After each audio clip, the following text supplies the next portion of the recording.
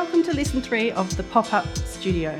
Now it's time to look at what's in the background of your beautifully lit, high quality video content.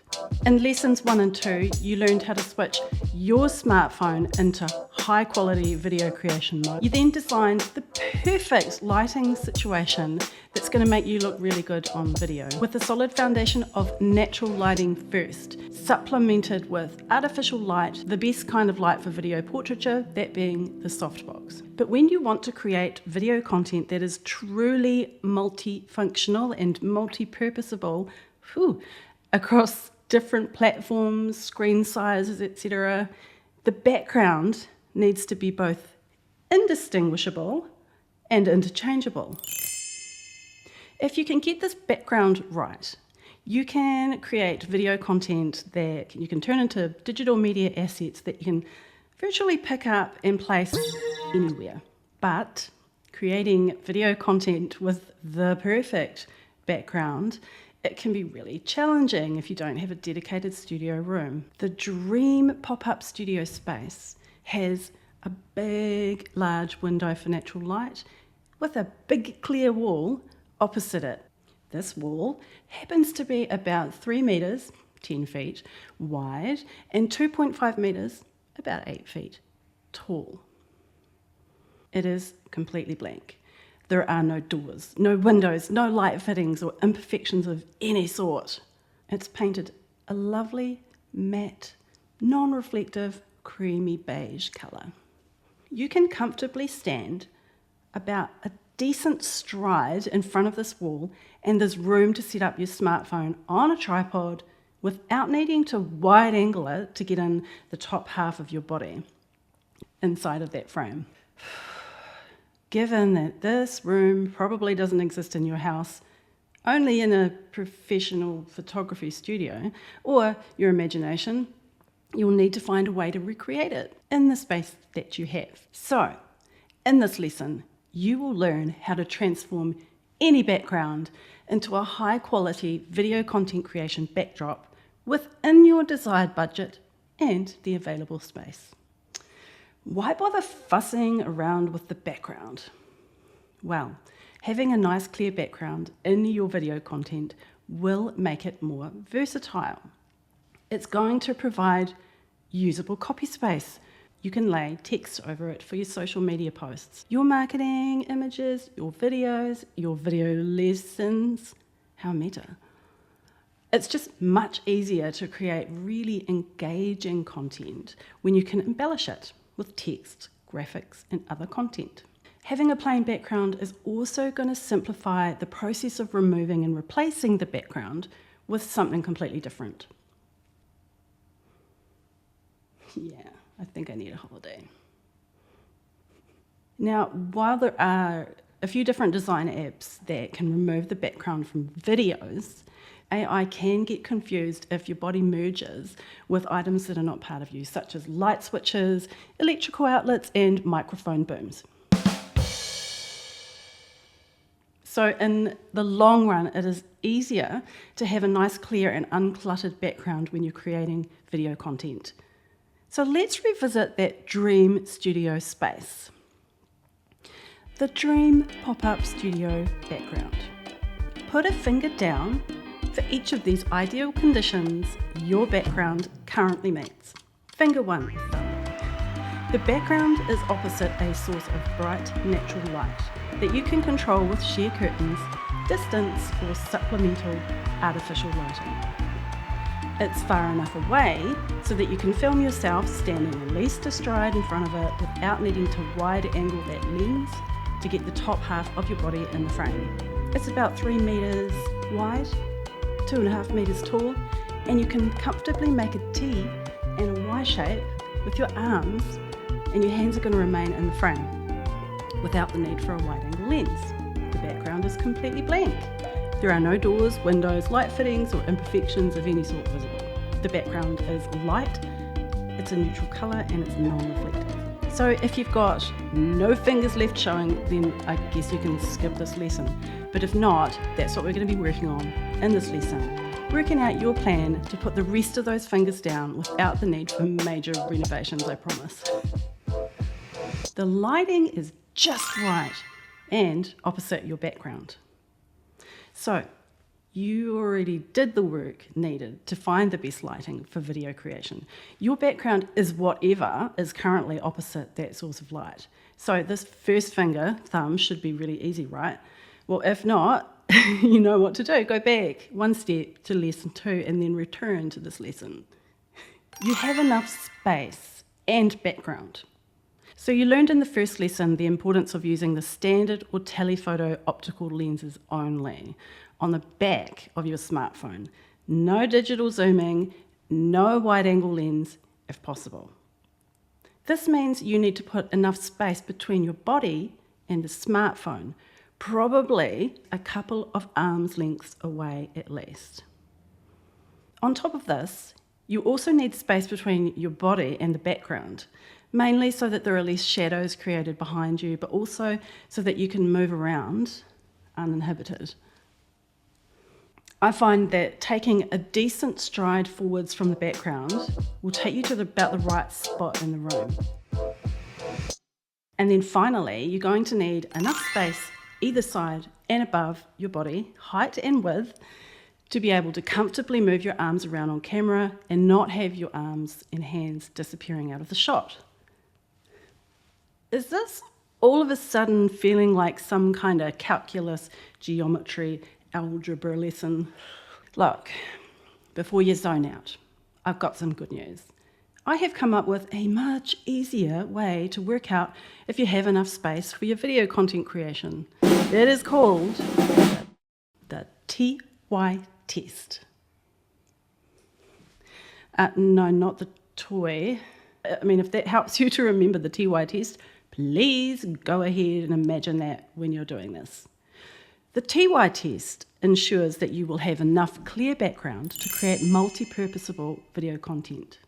To be sure you have enough background for your video content creation, set your smartphone up on a tripod at around head height and position it so that you can stand and make a T and Y shape with your arms without your hands disappearing from the frame. It might take a little bit of testing and adjusting. Record some test footage. Check and adjust until you've found the right spot to stand. Take action. Set up your smartphone on a tripod at head height. Put enough space between your body and the smartphone to perform the TY test successfully. Sketch your ideal arrangement up in your course workbook. Once you can comfortably complete the TY test with your limbs remaining in the frame from about the hips up, you'll know that you've got enough space for your video content creation.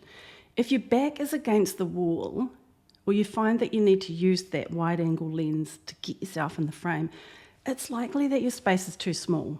Now look at your background. Your background should cover the visible frame. If your background doesn't quite reach the edges of the frame, you might be thinking, I'll just crop out those bits later. Remember, this just equals less quality. It's like digital zooming. So do your best to extend your background as much as possible in real life. If you have a nice big blank wall behind you, this is the ideal solution. There should be no doors, windows, light switches, or other objects showing. If you don't, then it's time to look at how you can transform it into a pop-up studio-worthy background. Remembering that it could be a lot easier and cheaper to fix the background than it would be to fix your light, we'll look at a range of options for transforming your background.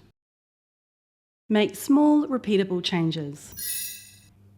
You may need to remove a few things from the wall and move a few things to the side. A few little changes like this are repeatable and not too much work.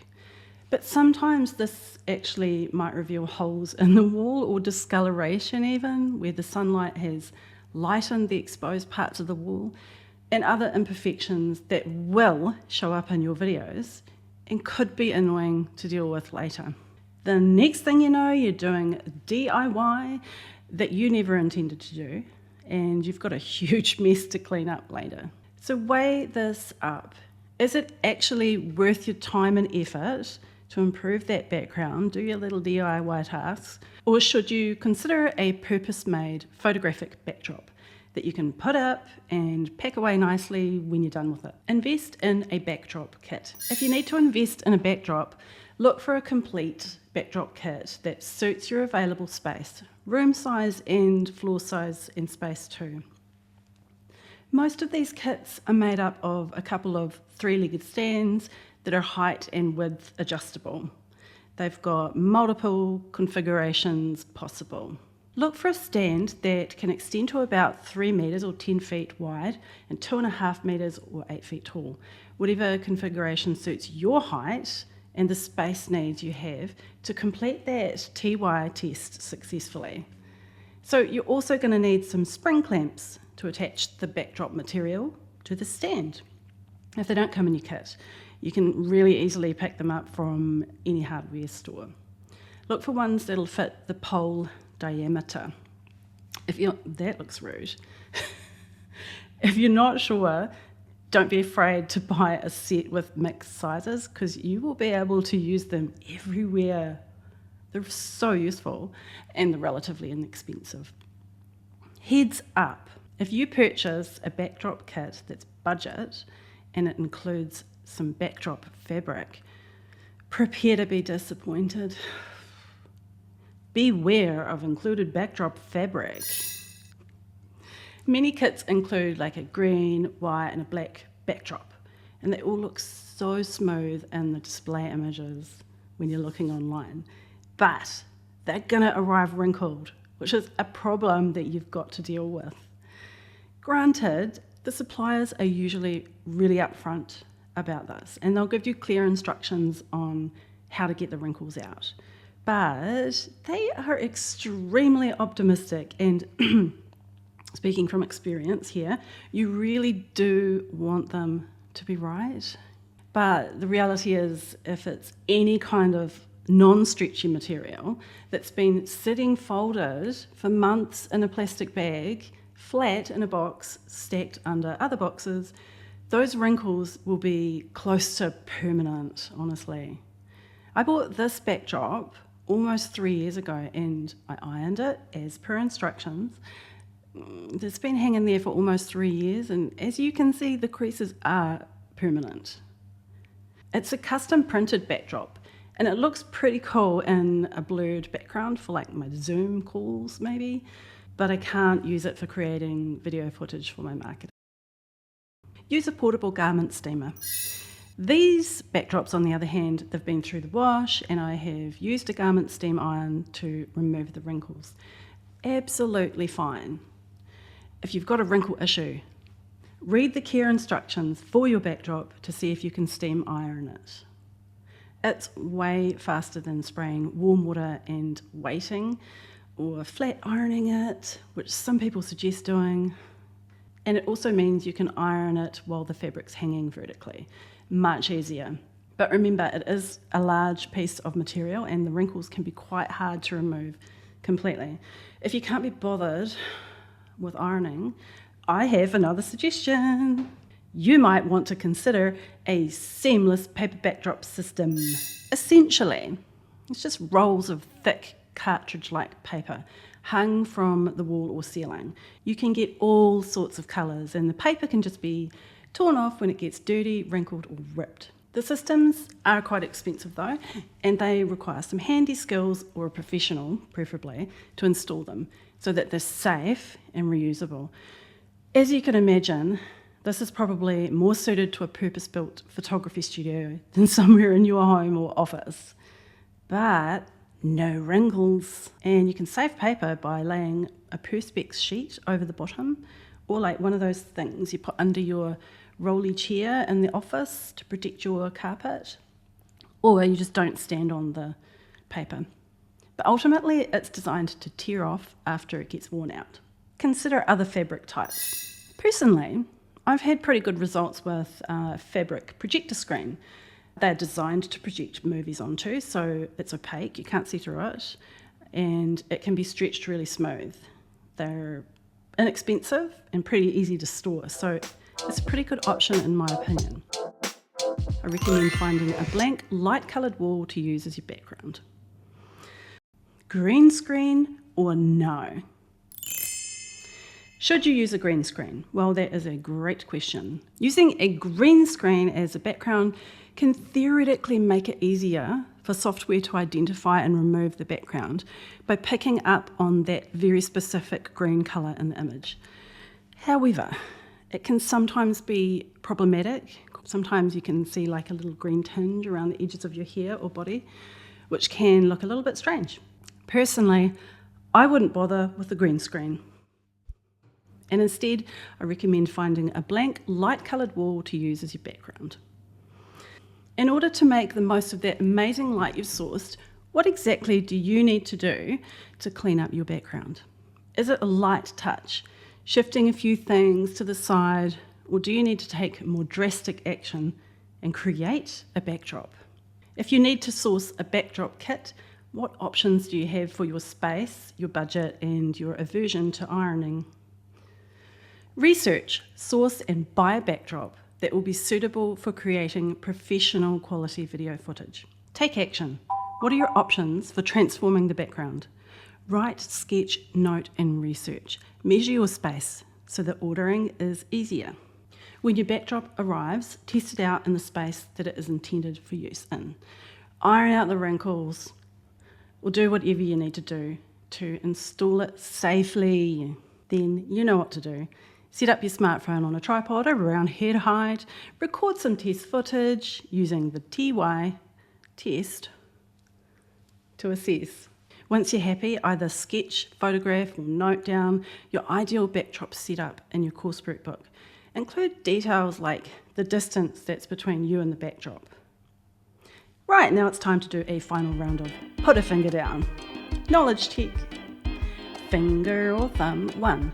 The background is opposite a source of bright, natural light that you can control with sheer curtains, distance, or supplemental artificial lighting. Finger 2. It's far enough away that you can film yourself standing at least a stride in front of it without needing to use the wide-angle lens to get the top half of your body in the frame.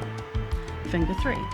It's about 3 meters wide and 2.5 meters tall, and you can comfortably make a T and Y shape with your arms, and your hands will remain in the frame without the need for a wide-angle lens. Finger 4.